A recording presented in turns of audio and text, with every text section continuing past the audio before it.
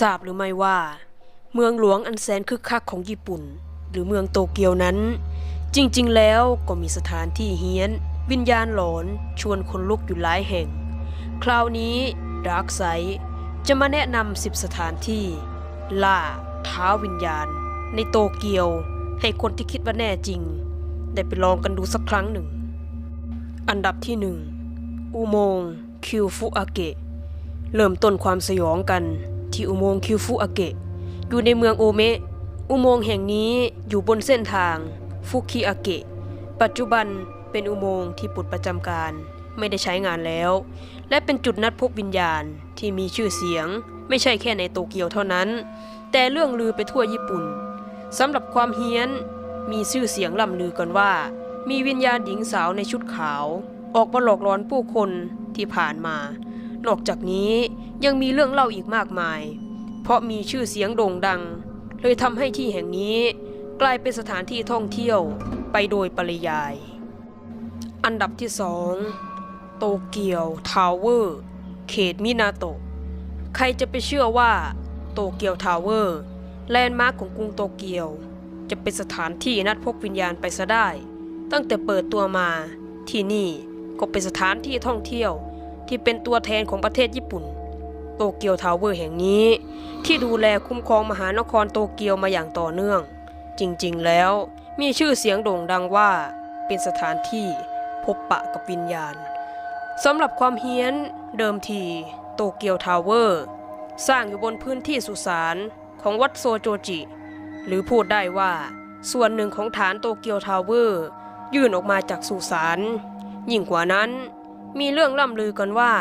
โครงเหล็กของโตเกียวทาวเวอร์ทำมาจากรถถังที่ใช้ในสงครามเกาหลีอีกด้วยอันดับ3สุสานอาโอยามะสถานที่แห่งนี้รับประกันความร้อนอยากทักทายผีก็ต้องไปสุสานอาโอยามะเป็นสุสานที่มีพื้นที่ขนาดใหญ่ที่สุดในโตเกียวเขต23มีหลุมฝังศพเรียงรายกันถึง 210,000 หลุมซึ่งหนึ่งในนั้นคือหลุมฝังศพของนายกรัฐมนตรีคนแรกของญี่ปุ่นด้วย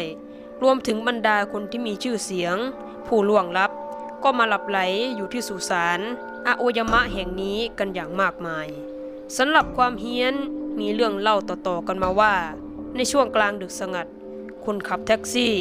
รับผู้โดยสารสาวคนหนึ่งขึ้นมาบนรถแต่ทว่าขณะขับไปสักพักก็หันมาดูที่เบาะหลังปรากฏว่าว่างเปล่าไม่มีใครเลยอีกทั้งยังมีเสียงล่ำลือกันว่ามีบรรดาวัยรุ่นหนุ่มสาวเข้ามาลองดีทดสอบความกล้าที่หลุมศพของบรรดาคนมีชื่อเสียงแต่แล้วก็หลงเข้าไปในอีกมิติหนึ่งอันดับ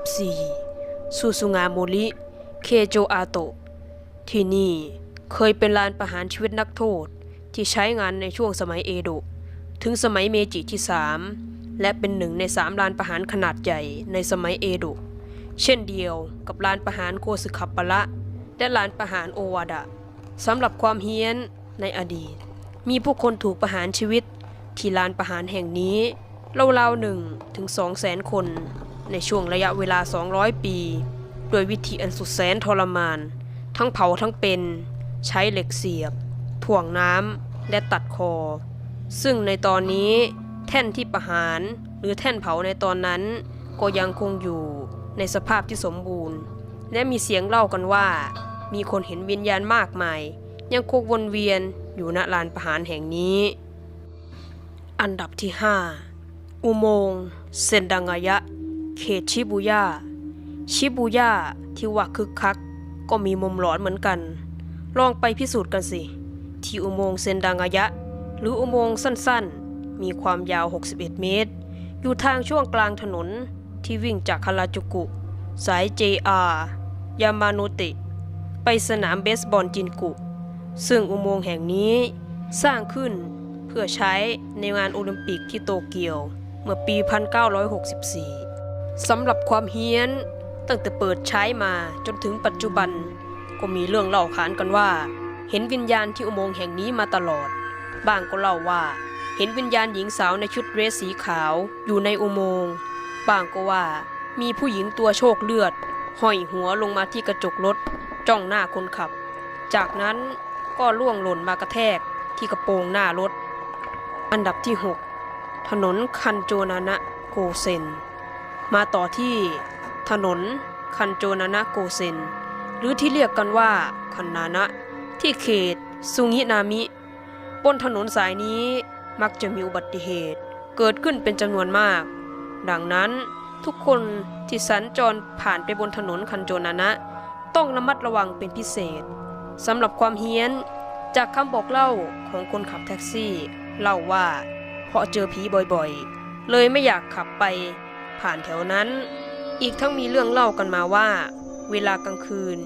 จะเห็นว่ามีคนที่ตัวโปร่งแสงเดินข้ามถนนอีกด้วยอันดับที่7อุโมงค์คิวโคมิเนะไปล่าท้าผีในอุโมงค์กันต่อคราวนี้เป็นอุโมงค์คิวโคมิเนะในเขตฮาจิโอจิเดิมทีอุโมงค์แห่งนี้มีความสวยงามสร้างขึ้นในสมัยไทโชแต่ตอนนี้เก่าโทรมผุพังแล้วและในปี 2002 ได้เปิดอุโมงค์คิวโคมิเนะใหม่ดังนั้นอุโมงค์คิวโคมิเนะเก่าจึงได้ปิดตัวไปสำหรับความเฮี้ยนมีเด็กสาวที่ถูกลักพาตัวมาถูกฆ่าตายที่อุโมงค์แห่งนี้จึงมีเรื่องล่ำลือถึงความเฮี้ยนของวิญญาณเด็กสาวคนนั้นอย่างไรก็ตามตอนนี้ถนนขึ้นเขาที่ต้องผ่านอุโมงค์คิวโคมิเนะชำรุดเสียหายจึงไม่มีรถคันใดผ่านมาแถวนี้อีกเลยอันดับ8สถานีโคจิมาจิมีใครเคยผ่านไปใช้บริการสถานีโคจิมาจิในเขตจิโยดะกันบ้างหรือเปล่ารู้สึกเย็นวาบๆกันบ้างไหมจริงๆที่สถานีแห่งนี้ไม่น่ามีผีชุกชุมเลยเพราะในบริเวณใกล้ๆสถานีเป็นแหล่งออฟฟิศรวมถึง NTV ด้วยอีกทั้งยังสถานทูตอิสราเอลและสถานทูตโปรตุเกสก็อยู่แถวนี้สำหรับความเฮี้ยนที่เล่ากันมาก็คือเห็นผู้ชายใส่เสื้อเชิ้ตสีขาวนั่งอยู่ที่ม้านั่งในชานชาลาสถานีโคจิมาจิแต่พอรถไฟมา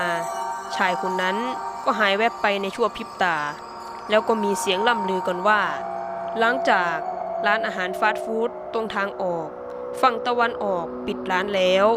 จะเห็นเงาสีขาวๆรูปร่างเหมือนคนปรากฏออกมาอันดับที่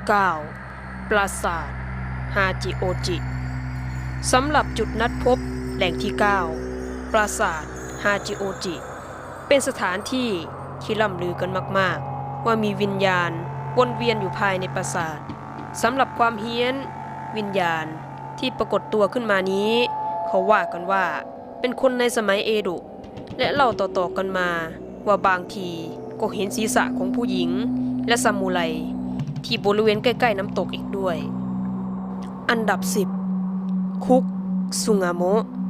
มาถึงสถานที่สุดท้ายกันแล้วที่นี่เป็นคุกเก่าชื่อว่าคุกซุงาโมะในอดีตเป็นที่คุมขังนักโทษประหารประมาณ60คนอีกทั้งยังมีนักโทษประหาร7คนรวมถึงฮิเดกิโทโจนายกรัฐมนตรีและผู้บัญชาการกองทัพจักรวรรดิญี่ปุ่นในช่วงสงครามโลกครั้งที่2ถูกศาลทหารระหว่างประเทศตัดสินประหารชีวิตที่นี่สำหรับความเฮี้ยนมีเรื่องล่ำลือกันว่าในยามกลางดึกมักมีคนได้ยินเสียงคนร้องไห้และมีคนเห็นวิญญาณที่มีแต่ท่อนบนตั้งแต่ส่วนศีรษะลงมาที่บนยอดเขาอีกด้วยก็จบไปแล้วนะคะสำหรับคลิปของเราในวันนี้ถ้าท่านผู้ชมชอบก็อย่าลืมกดไลค์กดแชร์กด Subscribe ให้กับช่อง Dark Side มุมมืดของเราด้วยนะคะแล้วเราจะกลับมาเจอกันใหม่ในคลิปหน้าสำหรับวันนี้สวัสดีค่ะ